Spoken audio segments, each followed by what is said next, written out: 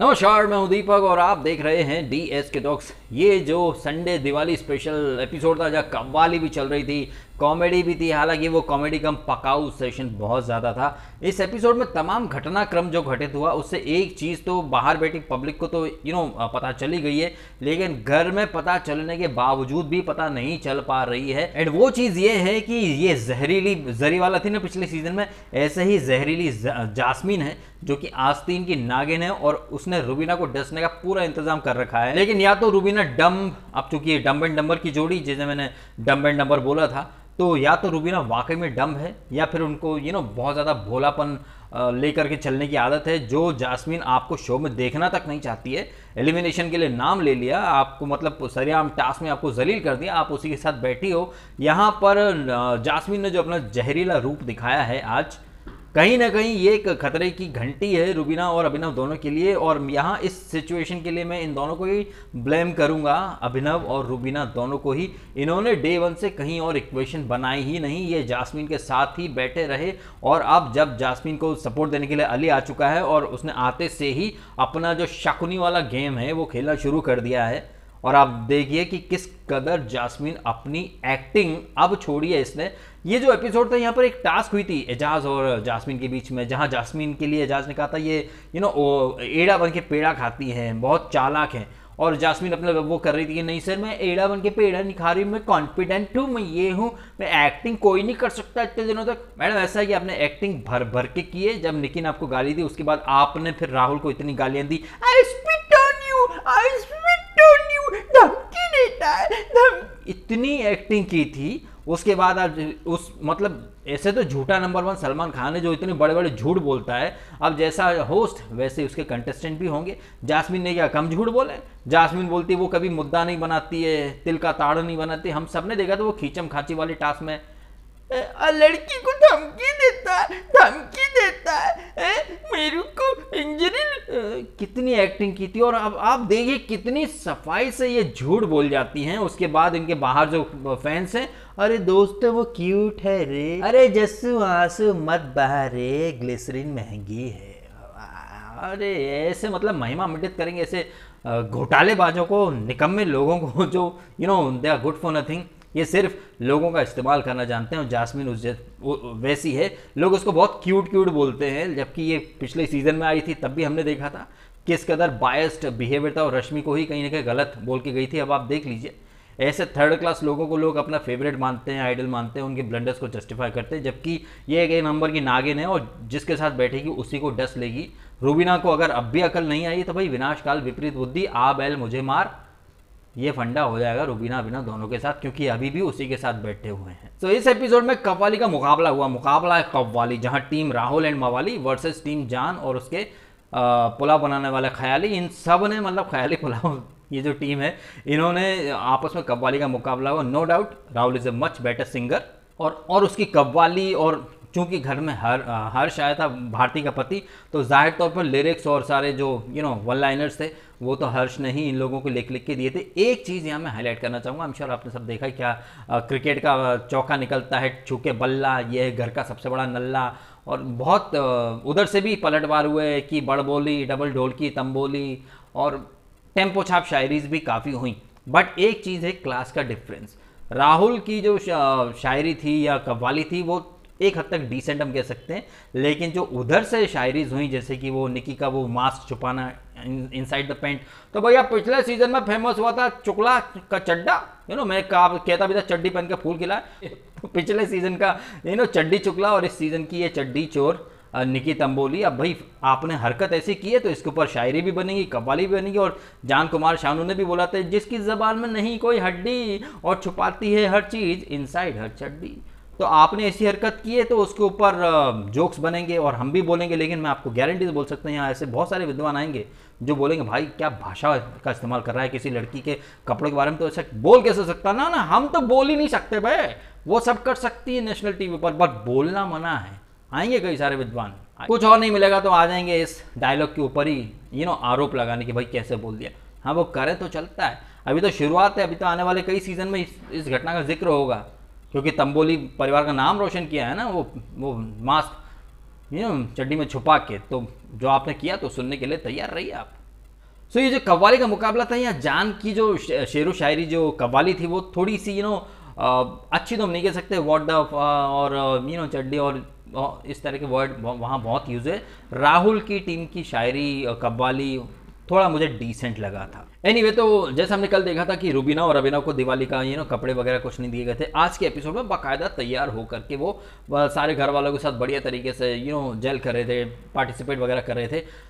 आमतौर पर संडे के एपिसोड में गलतफहमी के गुब्बारे फोड़े जाते हैं, लेकिन यहाँ गलतफहमी के गुलाब जामुन खिलाए गए और जास्मिन भसीन ने जो गुलाब जामुन खिलाया है रुबीना को, कहीं ना कहीं रुबीना का मुंह मीठा नहीं कड़वा हो गया है।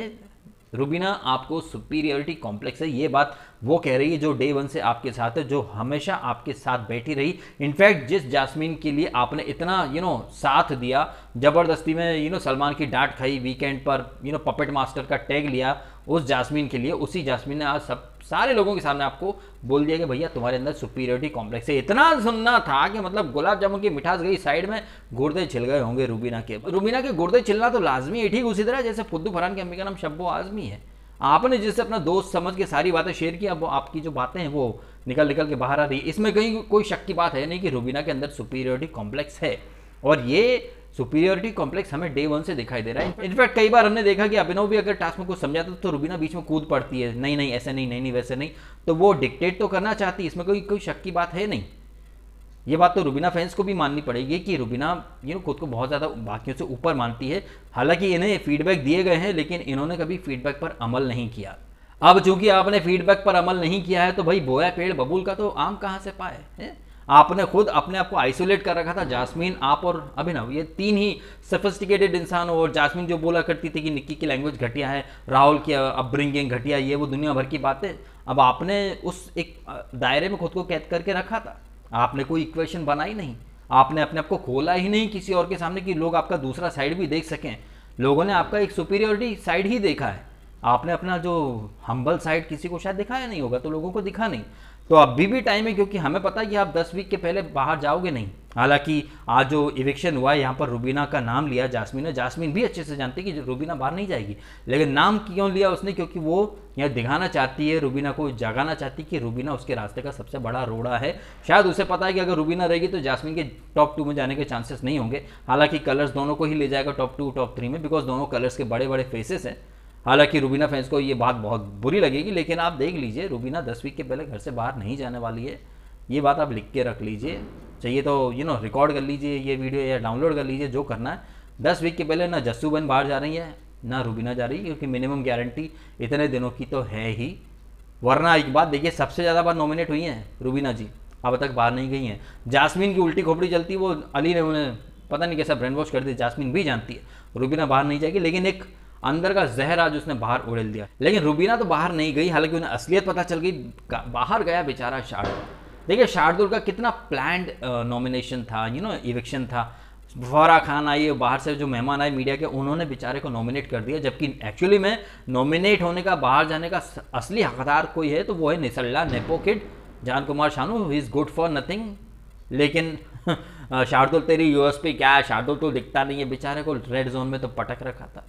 तुम्हारा रेड जोन अगर इतना ही अच्छा होता तो रेड जोन को तुम नेस्तो नाबूद नहीं करते। कहीं ना कहीं रेड जोन में कुछ एक्टिविटी नहीं होती थी, पिंजरे में बंद कर रखा था। उसके बाद भी वो बंदा बहुत अच्छा खेला।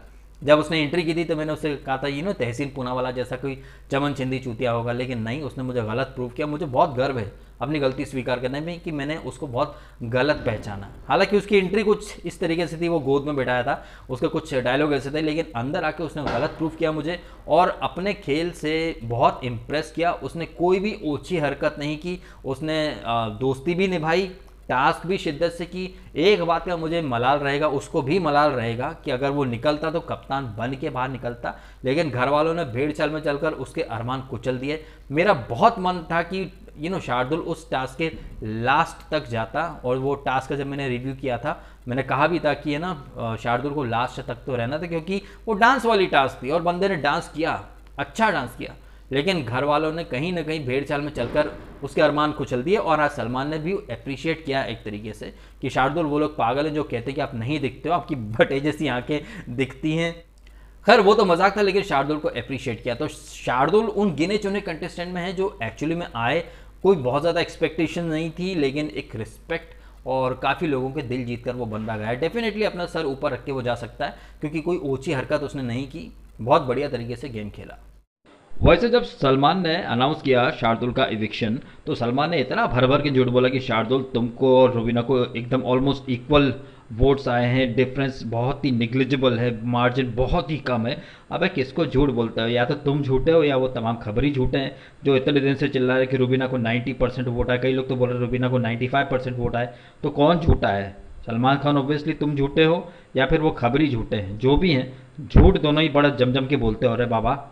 एनीवे एक और टास्क हुई थी यहाँ पर, वो किसकी पर्सनैलिटी में कितने परसेंटेज क्या क्या, कितने परसेंट चालाकी, कितने परसेंट नादानी, कितने परसेंट एड़ा बन के पेड़ा खाना। एजाज वर्सेस जास्मीन, उधर आरोप उधर डिफेंड करना।